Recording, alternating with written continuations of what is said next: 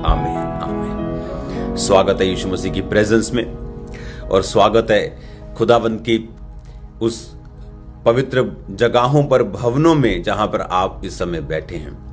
आप प्रिविलेज्ड हैं, आप ब्लेस्ड हैं, क्योंकि ये ब्लेसिंग जब आप वहां से फॉरेन में जाते हैं तो आपको समझ आती है कि आप कितनी बड़ी ब्लेस्ड प्लेसेस पर, खुदावंद की जगहों के ऊपर बैठे हैं।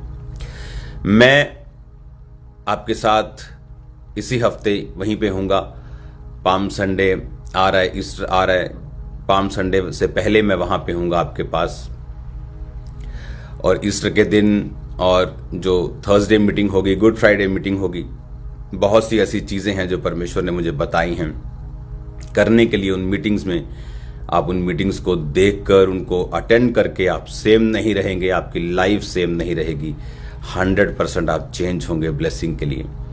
खुदाबंद आपके साथ है। मैं जानता हूं कि आज का वचन जो है वो आपको डिलीवर करेगा। डिलीवरेंस वीक जो है वो चल रहे हैं और आप सिर्फ बातों से इसको पूरा होते हुए नहीं देख रहे हैं, आपने इसे देखा है वर्ल्ड वाइड पूरे होते हुए। आपने उस छुटकारे को देखा है सिर्फ अपनी लाइफ में ही नहीं, बल्कि एक बड़े लेवल के ऊपर, कि वो लोग जो परमेश्वर की इंसल्ट करते थे, वो लोग जो परमेश्वर को चैलेंज करते थे, आज वो कहां हैं, आपको दिखाई नहीं दे रहे। और ये निशानी है, परमेश्वर ने जो कहा था, ये डिलीवरेंस वीक में बड़े छुटकारे आपको परमेश्वर देगा। और आपने, वो लोग, मसीही लोग जो शायद 2, 4, 5, 7 साल से क्रिश्चियन हैं, मसीही हैं, उन्होंने इस लेवल का जो बड़ा छुटकारा परमेश्वर ने दिया है, उन्होंने शायद अपनी लाइफ में कभी नहीं पहले होते देखा होगा। ये निशानी है। आपको मालूम होना चाहिए कि हम जीवित परमेश्वर की संतान हैं। हमारी लड़ाई इंसान के साथ नहीं, ना हम खुद लड़ते हैं। बाइबल कहती है तुम्हारी लड़ाई शैतान और उसके दूतों के साथ, अंधकार की शक्तियों, उसके हाकिमों के साथ, उनकी सेनाओं के साथ, जिसका हेड ऑफिस आसमान में है। हमारी लड़ाई उसके साथ है, और जब उसके साथ है तो मांस और लहू के साथ नहीं है। तो बाइबल कहती है तुम्हारे लड़ने वाला, तुम्हारा संग्राम करने वाला, लड़ने वाला परमेश्वर जो है वो यहोवा है। इसीलिए हमें लड़ने की जरूरत नहीं, जवाब देने की जरूरत नहीं। टाइम आने के ऊपर जब परमेश्वर जवाब देता है तो उसके जैसा जवाब और कोई नहीं दे सकता। हालेलुया। तारीफ करो जोर से खुदावंद के उस जवाब के लिए। हालेलुया। अपने भाइयों के लिए, अपने दुश्मनों के लिए भी हमें प्रार्थना करते रहना है, क्योंकि हम जानते हैं कि जीवित परमेश्वर कौन है और जीवित परमेश्वर क्या कर सकता है। इमेजिन करो ऐसे लोगों को, जब विरोध हुआ पंजाब में, वो लोग परमेश्वर से हट गए या उनका प्रेम थोड़ा कमज़ोर पड़ा, संडे मीटिंग ऑनलाइन शुरू कर दी अटेंड करनी, थोड़ा डर गए, थोड़ा सहम गए, थोड़ा आगे आए, थोड़ा पीछे चले गए। इमेजिन करो परमेश्वर के पास जब सब रास्ते ओपन हो गए, जब फिर से वैसा ही माहौल बन गया, इमेजिन करो वो लोगों के बारे में अब परमेश्वर क्या सोचता होगा। वो टाइम तो चला गया जो स्टैंड लेने का था, जो खड़े रहने का था, जो परीक्षाओं में परमेश्वर को दिखाने का था कि हम सिर्फ आशीष के लिए तेरे पीछे नहीं, हम जीना मरना, खाना पीना और सब कुछ तेरे साथ है। तू चंगा करे ना करे तू हमारा परमेश्वर है, ब्लेस करे ना करे तू हमारा परमेश्वर। इमेजिन करो वो लोग अब जब फिर से भवनों में जाना शुरू करेंगे, क्योंकि विरोध अब ऐसा नहीं रहेगा, तो क्या परमेश्वर सोचेगा उन लोगों के लिए। वो दोस्ती जो आप अपने दोस्त से 7 साल, 10 साल, 15 साल निभाते हैं, और जब खड़े होने का टाइम हो और वो आपके साथ खड़ा ना हो, और उसके बाद फिर आपसे माफ़ी मांग के वापस आ जाए, जब आपको ज़रूरत थी तब खड़ा नहीं हुआ, तो वो आपके दिल में क्या उसका असर छूटेगा, वैसा ही असर परमेश्वर के दिल में छूटेगा। उन लोगों के लिए जो टाइम आने पर परमेश्वर के सुसमाचार को नहीं दे सके। लेकिन वो लोग जो उस समय खड़े रहे, वो लोग जो उस समय भी खुदावंद के काम को करते रहे, परमेश्वर के दिल में उनकी जगह कैसी होगी अब आप ये समझ सकते हैं। हालेलुया। और ये एक निशानी है, ये एक चिन्ह है और ये एक प्रूफ है कि क्रिश्चियनिटी में जो विरोध है, जो क्रिश्चियनिटी में सताव है, जो क्रिश्चियनिटी में आकर, प्रभु में आकर जो परीक्षाएं हैं, वो आपको स्ट्रॉन्ग करने के लिए, बेहतर करने के लिए, मजबूत करने के लिए और एक हाईएस्ट लेवल पर, एक उससे हायर लेवल पर लेके जाने के लिए जहां पर इस समय आप हैं, परमेश्वर इस्तेमाल करता है। अब आपने देखा जब पंजाब में विरोध हुआ तो किस तरह से परमेश्वर ने उस विरोध को यूज किया सुसमाचार को उन व्यक्तियों तक भी लेके जाने के लिए जहां पर प्रचारक नहीं पहुंच सके, टीवी नहीं पहुंच सका, इंटरनेट नहीं पहुंच सका। तो इसीलिए बोला गया था कि वो विरोध नहीं, वो परमेश्वर का प्लान है। इसलिए हमें नफरत नहीं करनी, हमें मजाक अभी भी नहीं उड़ाना, हमें परमेश्वर का भय मानना है। इसके अलावा कि परमेश्वर जिसने फिरौन को नहीं छोड़ा, जिसने नबूकदनेस्सर को नहीं छोड़ा, जब नबूकदनेस्सर बोला कि ये सारा कुछ अपने छत पे खड़ा होकर कि मेरी ताकत से बना है, तो बाइबल कहती उसी वक्त उसके दिमाग में परमेश्वर ने उसको पागल कर दिया और वो धरती पे रहा और उसके नाखून दाढ़ी बढ़े और वो जानवरों की तरह घास खाता रहा और 7 काल उस पर बीते। वो 3.5 साल भी हो सकता है, वो 7 साल भी हो सकता है।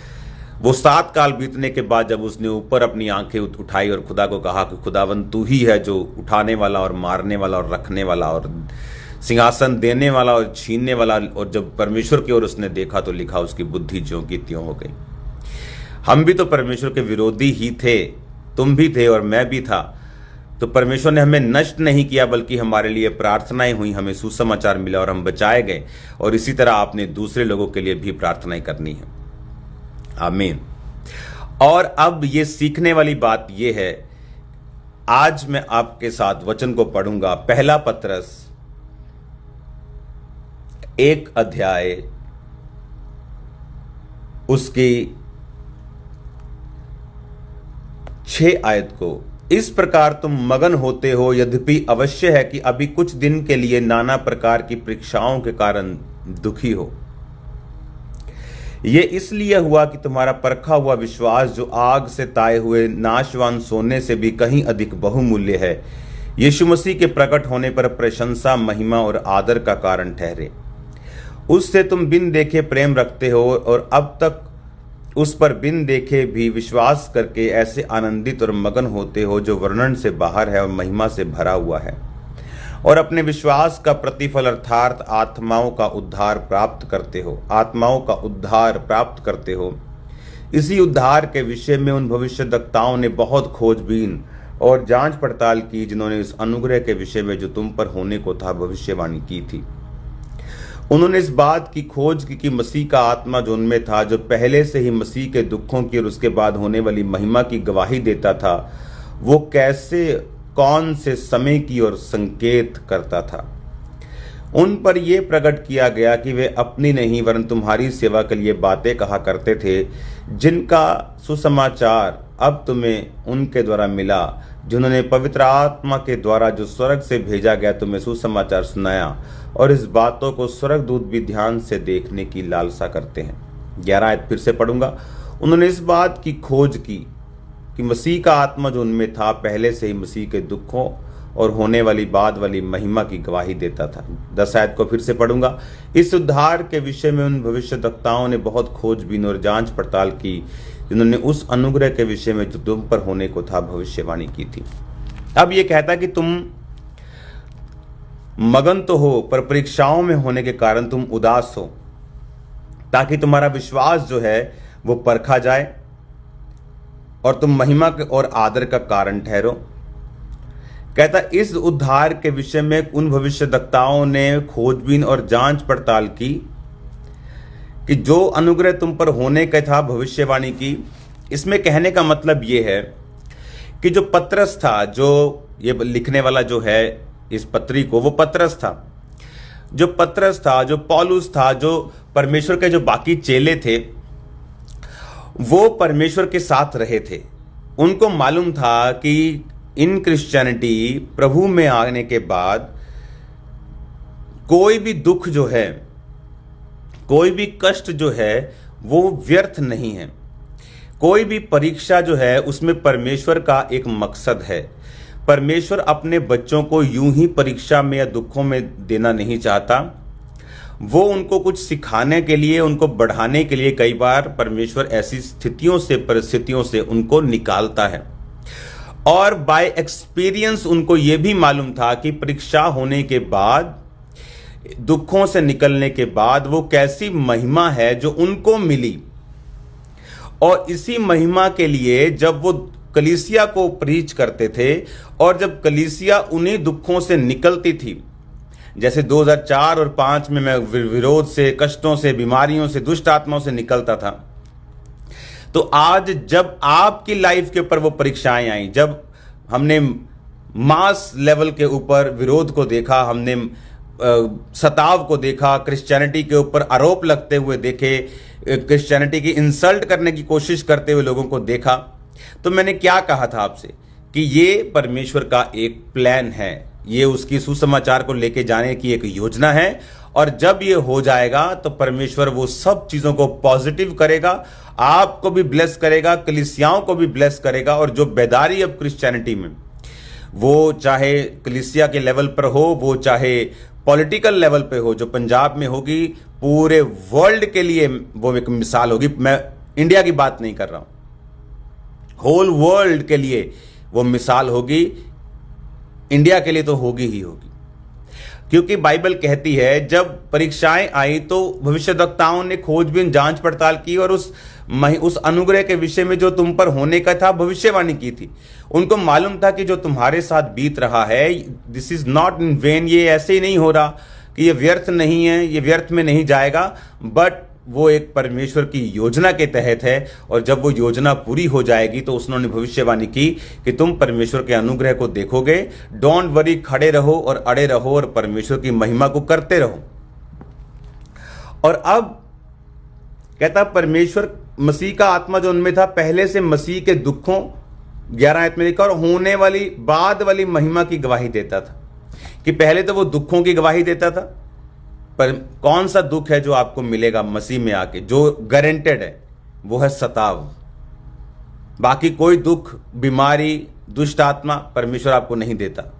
वो आपकी बॉडी खींचती है, वो आपके सर्कमस्टेंसेस होते हैं, वो आपके एटमॉस्फेयर हो सकता है, वो आपका सिन हो सकता है, वो आपकी कमजोरी हो सकती है, आपकी इग्नोरेंस भी हो सकती है। लेकिन सताव एक ऐसी परीक्षा है जो परमेश्वर का वायदा है तुम्हें मिलेगा अगर तुम रियल क्रिश्चियन हो तो इसमें वो कहता है कि परमेश्वर का आत्मा तुम्हें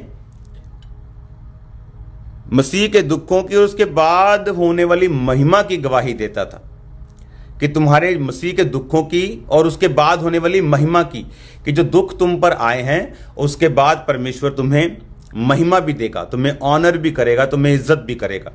लेकिन किन लोगों की? जिन लोगों ने परमेश्वर में रह के उन सतावों का सामना किया, वो डरे नहीं, अपने रिश्तेदारों को त्याग दिया, अपने लोगों को त्याग दिया, समाज को त्याग दिया, लेकिन परमेश्वर को नहीं छोड़ा, दुखों को सहा, परमेश्वर के लिए दुखों को सहा, जिस तरह से रूत ने किया था। उसने अपने नगर वापस ना जाके अपनी बूढ़ी सास के साथ ये सोच के कि सारी उम्र इसका भी पेट पालना पड़ेगा और अपना भी, और दुखों में रहना पड़ेगा, लेकिन यहोवा परमेश्वर की आराधना करना नसीब में रहेगा। दूसरे देश में जाके अपने वापस उसी कंट्री में जाके अपने लोगों में जाके पति मिल सकता है, आशीष मिल सकती है, पैसा मिल जाएगा, लेकिन वहाँ यहोवा परमेश्वर की आराधना लोग नहीं करते थे, यहोवा को नहीं मानते थे, जीसस क्राइस्ट को नहीं मानते थे।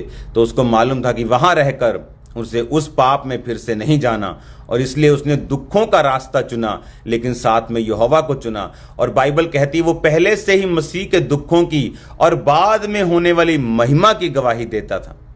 तो बाद में उसकी महिमा क्या हुई कि परमेश्वर ने इसे बोझ दिया और वो दाऊद के कुल को जनने वाली बनी और दाऊद के कुल से प्रभु यीशु मसीह आए और आज रूत जो है यीशु मसीह की grand grand grand grand grand grand parents में आती हैं। हालेलुया। इतनी बड़ी ग्लोरी, इतनी बड़ी महिमा जो थी वो रूत के लिए परमेश्वर ने रखी और आप लोगों के लिए भी रखी। जब आप ये बात समझ जाते हैं कि मेरे जीवन में जो दुख आ रहा है वो दुख ऐसे ही नहीं है, परमेश्वर का प्लान उस दुख के पीछे समझना और अड़े रहना और खड़े रहना आपकी डिलीवरेंस का जो है वो कारण बनता है। आमीन। जब आप प्रेरितों के काम की कलीसिया को देखते हैं तो जब सबसे पहले जब प्रभु यीशु मसीह मुर्दों में से जी उठे तो बाइबल कहती है कि उन्होंने जो महायाजक थे और उनके लोग थे जो विरोधी थे, उन्होंने चेलों को डराने की कोशिश की, पिटवाने की कोशिश की, पिटवाया और बोला कि यीशु के नाम में बात ना करना। और बाइबल कहती है वो यीशु मसीह के बारे में बात करते रहे, दुखों में भी परमेश्वर में चलते रहे। उनमें से एक चेला मारा भी गया और वो लगातार अपने काम को उन्होंने नहीं छोड़ा। और एक समय आया जब वो लोग चेलों से डरने लगे क्योंकि वो भारी गिनती में हो गए और परमेश्वर का सुसमाचार सब जगह फैल गया। और फिर वैसा विरोध नहीं था। फिर अलग अलग जगहों पे हो रहा होगा लेकिन उस जगह पे वैसा नहीं था। कारण क्या? कारण आपके साथ जो हो रहा है, आपकी लाइफ में, आपके फाइनेंस में, आपकी परीक्षाओं में, वो परमेश्वर का एक प्लान है आपकी लाइफ में अपने आप को प्रूफ करने का, आपको आपकी लाइफ में आप साबित करने का। कौन लोग हैं जो डिलीवरेंस को पाते हैं? कौन लोग हैं जो छुटकारे को पाते हैं? क्योंकि शैतान जब आपकी लाइफ में देखता है कि आप छुटकारे के करीब जा रहे हैं तो वो उस छुटकारे को खत्म करने की कोशिश करता है। बाइबल कहती जब प्रभु यीशु मसीह चेलों के साथ एक नाव के ऊपर जा रहे थे तो वो नाव में तूफान आया, इतना तूफान आया कि चेले डर गए और यीशु मसीह को उठाया और कहा, हे प्रभु, हम नाश हुए जाते, तुझे हमारी चिंता नहीं। और यीशु मसीह ने पानी को और आंधी को डांटा और शांत रहने और थम जाने के लिए बोला और वैसा ही हुआ।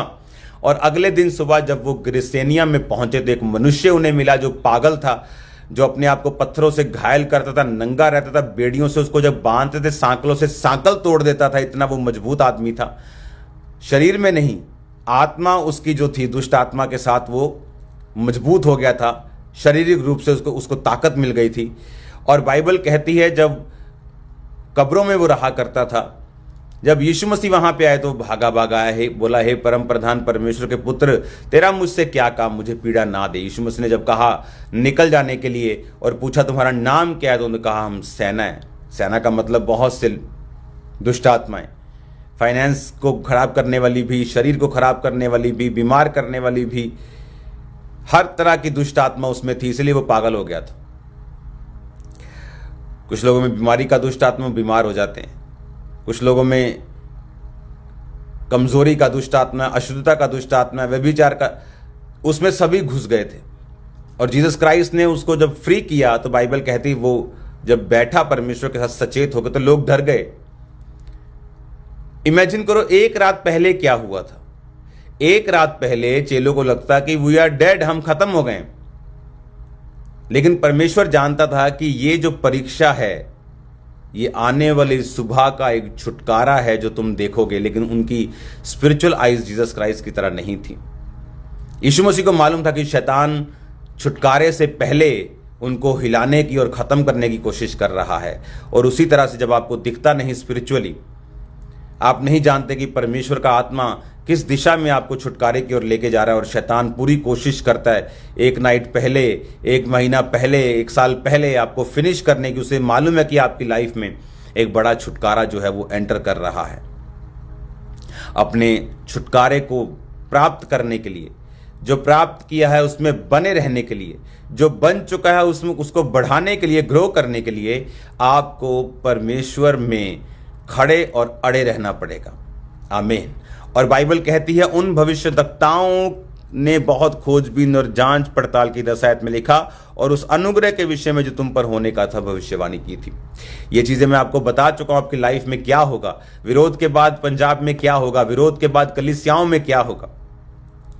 तो लोगों को, उन प्रेरितों को, उन लोगों को जो उनको बता रहे हैं कि दिस इज नथिंग, ये विरोध कुछ नहीं है, ये प्रॉब्लम कुछ नहीं है, बने रहना, खड़े रहना। क्योंकि बाद में जब तुम मसीह में फिर से आओगे तुम्हें एक अंदर एक गांठ महसूस होगी कि मैं वो पहले स्टैंड नहीं ले पाया, पर देर आए दुरुस्त आए, परमेश्वर फिर से आपको वैसा ही कर देगा, वो बात अलग है। लेकिन जो खड़े रहे उनके लाइफ में जो मज़ा होगा वो अलग होगा, क्योंकि वो खुदावंद की बरकतों को भी देखेंगे, वो परमेश्वर के बरकत को और उसकी ब्लेसिंग्स को भी अपनी लाइफ में देखेंगे, छुटकारे को भी देखेंगे।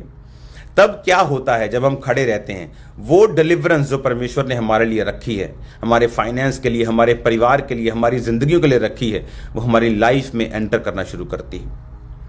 आज खुदावंद का जो रूह है वो आपको छुड़ाएगा, और आपको भी अब मालूम हुआ है कि क्रिश्चियनिटी के बाहर कुछ भी हो वो उनको खत्म कर सकता है, लेकिन क्रिश्चियनिटी के अंदर हुआ विरोध, क्रिश्चियनिटी के अंदर हुए ये चीज़ें उनको ख़त्म करने के लिए नहीं, बल्कि उनको ब्लेस करने के लिए और बढ़ाने के लिए है। मैं ये जानता हूँ खुदावंद का रूह बहुत से लोगों को अपने बिजनेस, अपनी जॉब्स, फाइनेंशियल ब्लेसिंग्स के साथ आज ब्लेस कर रहा है, छुटकारे के साथ आपको ब्लेस कर रहा है, और ये चीज़ें आपकी लाइफ में होंगी। ये पहले से मैं आपको बता चुका हूं कि इसके बाद कलीसियाएं चमकेंगी, इन परीक्षाओं के बाद वो फलवंत होंगी, अनटचेबल होंगी, अनकैचेबल होंगी। मैं आपको फिर कह रहा हूं, हालेलुया। मैं अभी अमेरिका में हूं, कुछ ही देर में, घंटों में, उसके बाद दिनों में मेरी फ़्लाइट है। मैं आपके साथ उन मीटिंग्स में मौजूद हूँगा। पाम संडे फेवरेट मीटिंग, वहाँ पे मैं आपके साथ हूँगा। आपको तैयार रहना उन मीटिंग्स के लिए। मैं अभी अमेरिका में हूँ। परमेश्वर ने बड़े काम यहाँ पे किए। फर्स्ट क्रूसेड था न्यूयॉर्क में, लेकिन ऐसा लगता नहीं था कि पहली बार मैं यहाँ पे आया हूँ। खुदा ने बड़े कामों को किया। बहुत सी गुड न्यूज़ आपके साथ मैं आकर जो है वो शेयर करूँगा कि कौन से रास्ते परमेश्वर सेवकाई में खोल रहा है और किस किस रीति के साथ परमेश्वर सेवकाई में काम कर रहा है। परमेश्वर हमारे साथ है, वो आपके साथ है। आमीन।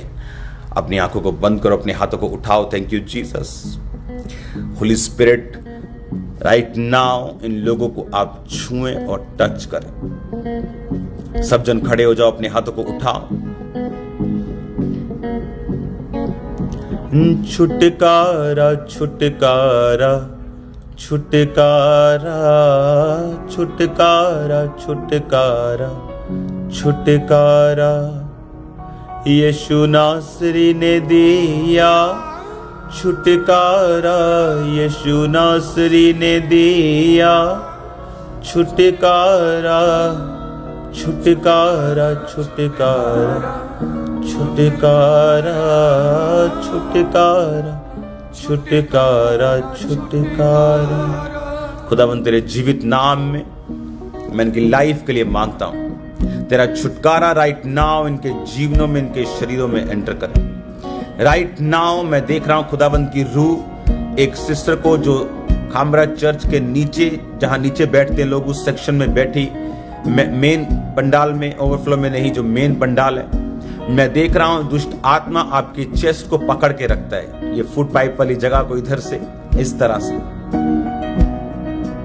और मैं देख रहा हूं परमेश्वर का रूह जो है वो आपको डिलीवर कर रहा है राइट नाउ। मैं चेयर सेक्शन के ऊपर एक यंग गर्ल को देख रहा हूं, छोटा सा बच्चा देख रहा हूं स्कूल में, और मैं देख रहा हूं डिप्रेशन की स्पिरिट उसके अंदर, और वो स्टार्ट हुआ है डिप्रेशन, और वो बहुत एकदम से वो चिंता में है। ब्राइट स्टूडेंट है, बहुत अच्छी वो पढ़ाई करती, लेकिन शैतान उसकी जिंदगी में काम करना चाहता है। मैं राइट नाउ डिलीवरेंस की घोषणा करता हूं।